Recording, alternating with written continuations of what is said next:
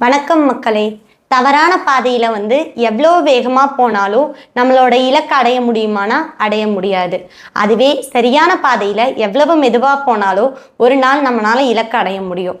அந்த சரியான பாதை எது என்று நம்ம ஃபஸ்ட்டு கண்டுபிடிக்கணும். அதுக்கு நமக்கு ஒரு புரிதல் தேவைப்படுது. அந்த புரிதலை நான் இன்னைக்கு இந்த 5 கேள்விகள்ங்கிற பதிவின் மூலமாக தெரிஞ்சுக்க போகிறேன். வாங்க தெரிஞ்சுக்கலாம். சோஸ்திரம் ஃபாதர். ஸ்தோத்திரம் லிட்டில் தெரேசா. நல்லா இருக்கீங்களா? நல்லா இருக்கேன் ஃபாதர். நீங்க எப்படி இருக்கீங்க? ரொம்ப நல்லா இருக்கேன். சொல்லுங்க ஃபாதர். எனக்கு ரொம்ப நாளா ஒரு டவுட் இருக்கு. ஆன்மீகம்னு சொல்றாங்க இல்லையா, அதுக்கும் மதம்னு சொல்றாங்க இல்லையா, அதுக்கும் ரெண்டுத்துக்கும் ஏதாச்சும் ஒரு வித்தியாசம் இருக்கா ஃபாதர்? அப்படியே வித்தியாசம் இருந்துச்சுன்னா அது என்னன்னு ஃபாதர் சொல்ல முடியுமா? சொல்றேனே. மதத்துக்கும் ஆன்மீகத்துக்கும் இடையே நிறைய வித்தியாசங்கள் இருக்கு.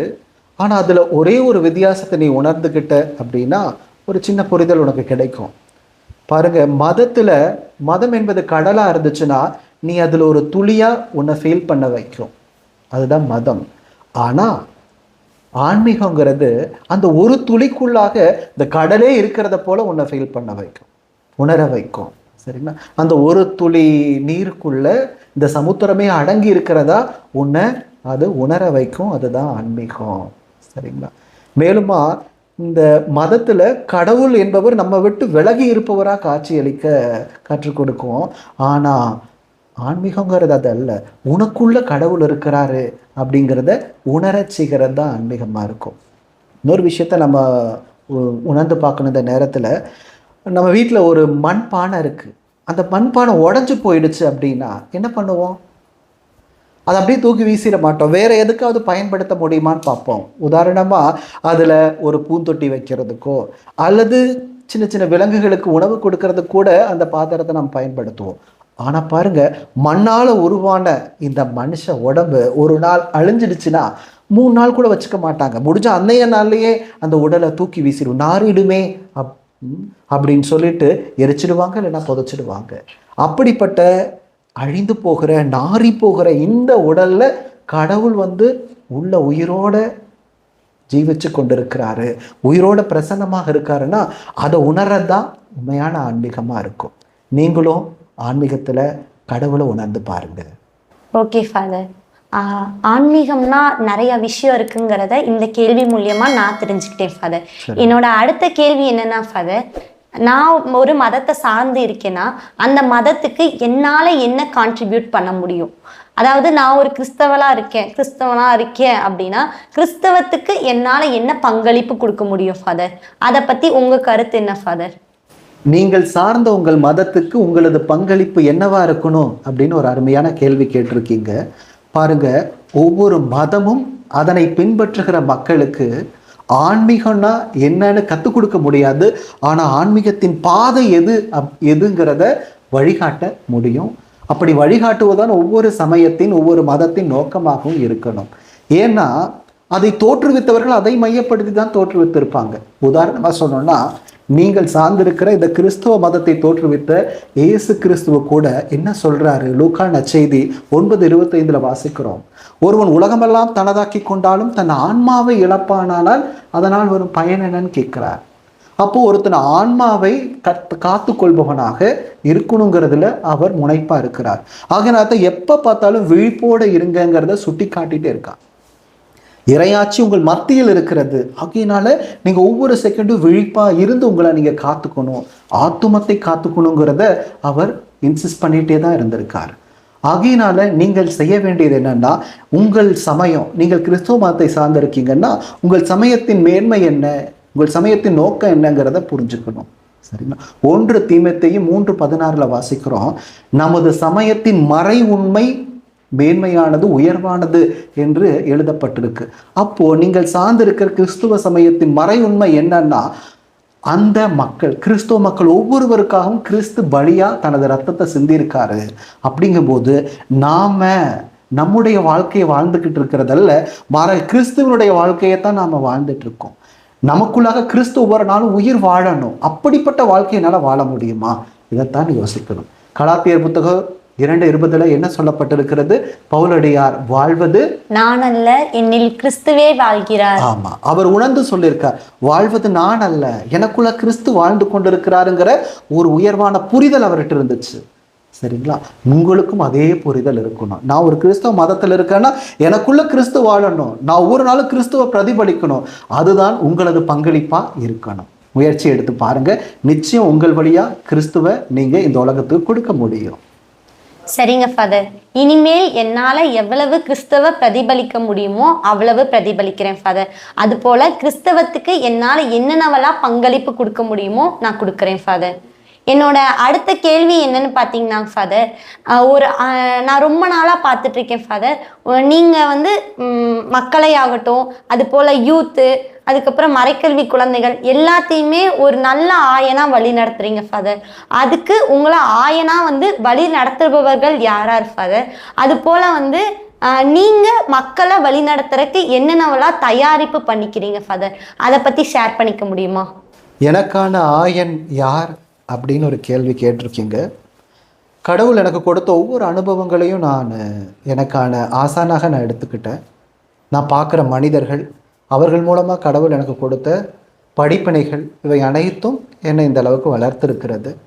உங்களை வழிநடத்துறதுக்கு நான் எடுத்துக்கிற முயற்சி என்னவாக இருக்கும்னா, ஒவ்வொரு நாளும் கிறிஸ்துவை என்னோட ஆயனாக பாவிக்கிறேன். ஒவ்வொரு நாளும் திருப்பாடல் 23 நான் வாசிக்கும் போதெல்லாம் கிறிஸ்து தான் என்னுடைய ஒரே ஆயன் அப்படிங்கிறத உறுதியில் நான் இருக்கேன். அவர் என்னை பார்த்துப்பார், என்னை வழி நடத்துகிறாரு, எனக்கு எந்த குறையும் இல்லாமல் அவர் என்னை வச்சுருக்காருங்கிறதுல நான் உறுதியாக இருக்கேன். அப்படி இருக்கும்போது அவரை போல் நல்ல ஆயனாக இருக்கிறதுக்கு நான் ட்ரை பண்ணிக்கிட்டு இருக்கேன், அவ்வளோதான். மற்றபடி நான் சந்திக்கிற ஒவ்வொரு மனிதர்களிடம் இருக்கிற ஒரு நல்ல விஷயங்களை நான் கற்றுப்பேன். அவங்க கற்றுக் கொடுப்பாங்க எப்படி வாழணும், எப்படி வாழக்கூடாது, இவை அனைத்தையும் உலகிலிருந்து தான் நம்மளால் கற்றுக்க முடியும். ஸோ என்னை மேம்படுத்தி கொள்றதுக்கு நான் முயற்சி எடுக்கிற போதே உங்களையும் வழி நடத்துறதுக்கு நானும் ஒரு சின்ன முயற்சி எடுக்கிறேன். என்னால் முடிந்த காரியத்தை தான் நான் இப்போ பண்ணிக்கிட்டு இருக்கேன். சரிங்களா? ஸோ முடிந்தவனுக்கும் நான் இன்னும் அதிகமாக ஒரு சிறந்த ஆயனாக இருக்க நான் ட்ரை பண்ணிகிட்டே தான் இருப்பேன். ஓகே ஃபாதர், நீங்கள் ஒரு சிறந்த ஆயனா இருக்கிறதுக்கு என்னோட வாழ்த்துக்கள் ஃபாதர். என்னோட அடுத்த கேள்வி ஃபாதர், கிறிஸ்தவர்களுக்கு விவிலியம் எவ்வளவு முக்கியமோ அது போல அன்னை மரியாவும் முக்கியம், சரியா ஃபாதர்? அதை பற்றி உங்களோட கருத்து என்ன ஃபாதர்? கிறிஸ்தவர்களுக்கு அன்னை மரியாள் எவ்வளோ முக்கியம் அப்படின்னு கேட்டிருக்கீங்க. பாருங்க, சில சமயங்களில் நாம் நினைப்போம் நமக்குன்னு ஒரு எக்ஸம்ப்ளரி பர்சன், ஒரு உதாரணமான மனிதர்கள் இருந்தால் அவங்கள நம்ம ஃபாலோ பண்ணுறதுக்கு ஈஸியாக இருக்குமே அப்படின்னு நினச்சது உண்டு. ஆனால் கிறிஸ்து அந்த உதாரணமான மனிதரை நம்ம வாழ்க்கையில் கொடுத்துருக்காரு. கிறிஸ்து வெறும் வார்த்தைகளை மட்டும் கொடுக்கல, மாறாக உதாரணமான மனிதர்களையும் நமக்கு கொடுத்துட்டு தான் போயிருக்காங்க. சரிங்களா? அன்னை மரியாள ஒரு உதாரணமான மனுஷியா நமக்கு பரிசா தன்னுடைய இறுதி நொடியில இவள் தான் உங்களது தாய் என்று சொல்லி நம்ம ஒவ்வொருத்தரும் கொடுத்துட்டு போனது எதற்காக? அவங்கள பார்த்து நிறைய விஷயங்களை நம்ம கற்றுக்கணுங்கிறதுக்காக. ஏன்னா அன்னை மரியாள் கடவுளுடைய வார்த்தைக்கு கீழ்ப்படிந்தவளாக, கடவுளுடைய வார்த்தையை கருவில சுமந்தவளாக, கடவுளுடைய வார்த்தை இந்த உலகத்துக்கு கொடுத்தவளாக இருக்கிறாங்க. ஒவ்வொரு செகண்டும் இறைவனுக்கு மாத்திரமே அதீத முக்கியத்துவம் கொடுத்து வாழ்ந்தவங்களாக இருக்கிறாங்க. தனக்குன்னு எதையும் வச்சுக்கிட்டவங்களாக, தனக்குன்னு எதுவும் வேணும்னு நினைச்சவங்களா இல்லை. அவர் சொல்லுகிறபடி செய்யுங்கள் சொல்லி கிறிஸ்துவ மையப்படுத்தியே அன்னை மரியாள் வாழ்ந்திருக்கிறாங்க. அப்படிப்பட்டது உன்னதமான மனுஷியை தான் கிறிஸ்து நமக்கு பரிசா ஒரு உதாரணமாக கொடுத்துட்டு போயிருக்காரு. ஆகையினால அன்னை மரியாள் உங்களுக்கும் எனக்கும் ஒரு சிறந்த உதாரணம். அவங்க நமக்கு மிக மிக முக்கியமானவங்கிறத நாம் உணர்ந்து அவங்ககிட்ட நிறைய விஷயங்களை நம்ம கற்றுக்க முயற்சி செய்யணும். அவங்கள போல வாழ முயற்சி செய்யணும். அதுதான் நம்மளுடைய கடமையாக இருக்கணும். ஓகே ஃபாதர், அன்னை மரியாவோட வாழ்க்கை மூலமாக நான் நிறையா விஷயம் கற்றுக்கிட்டேன் ஃபாதர். அந்த அன்னை மரியாவை போல் நானும் வாழ்கிறதுக்கு ட்ரை பண்ணுறேன் ஃபாதர். என்னோட கடைசி கேள்வி என்னன்னா ஃபாதர், இன்றைய தலைமுறையினரிடத்துல நீங்கள் காணக்கூடிய ஒரு தப்புனா என்ன ஃபாதர்? அதுக்கான தீர்வுனா நீங்கள் என்ன சொல்லுவீங்க ஃபாதர்? இன்றைய தலைமுறையினரிடத்தில் நான் பார்க்குற தவறு என்னன்னு கேட்குறீங்க. ஒன்று இருக்கிறது, முந்தைய தலைமுறையினருக்கு கிடைக்கப்படாத வாய்ப்புகள் எல்லாம் இன்றைய தலைமுறையினருக்கு கிடைத்திருக்கிறது. உதாரணமாக சொல்லணுன்னா, உங்கள் அம்மா அப்பா எங்கள் அம்மா அப்பாலாம் பள்ளி படிப்போடு முடிக்கப்பட்டிருப்பாங்க, கல்லூரிகளுக்கு போகிற வாய்ப்பே இல்லை. ஆனால் உங்களுக்கும் எனக்கும் அந்த வாய்ப்பு கிடைச்சிருக்கு. ஒருவேளை அவங்களுக்கு அந்த வாய்ப்பெல்லாம் கிடைச்சிருந்தா அவங்க இன்னும் அதிகமாக தங்கள் வாழ்க்கையில் முன்னேறி இருக்க முடிஞ்சிருக்கும். ஆனால் அது கிடைக்கல. இன்றைக்கும் நிறைய வாய்ப்புகள் இழந்தவங்க தான் முன்றைய தலைமுறையினா இருக்கிறாங்க. ஆனால் பாருங்க, இன்றைய தலைமுறையினருக்கு அநேகமான வாய்ப்புகள், உலகம் சார்ந்த, பொருட்கள் சார்ந்த, ஆன்மீகம் சார்ந்த எத்தனையோ வாய்ப்புகளை நாம் கொட்டி கிடக்குது. ஆனால் அதை பயன்படுத்தி கொள்ளாமல் நாம் இருக்கிறது ரொம்ப ரொம்ப தவறு. சரிங்களா? அந்த வாய்ப்புகளை பயன்படுத்தி நம்ம எந்த அளவுக்கு முன்னேற முடியுமோ ஒவ்வொன்றையும் நாம் முன்னேறிக்கணும்.